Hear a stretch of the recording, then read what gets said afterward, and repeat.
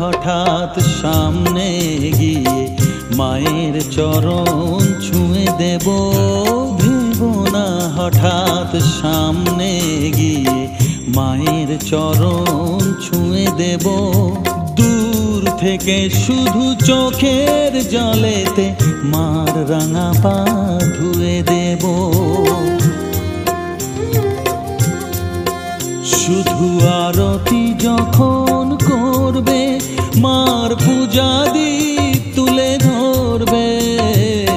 আরতি যখন করবে মার পূজা দীপ তুলে ধরবে।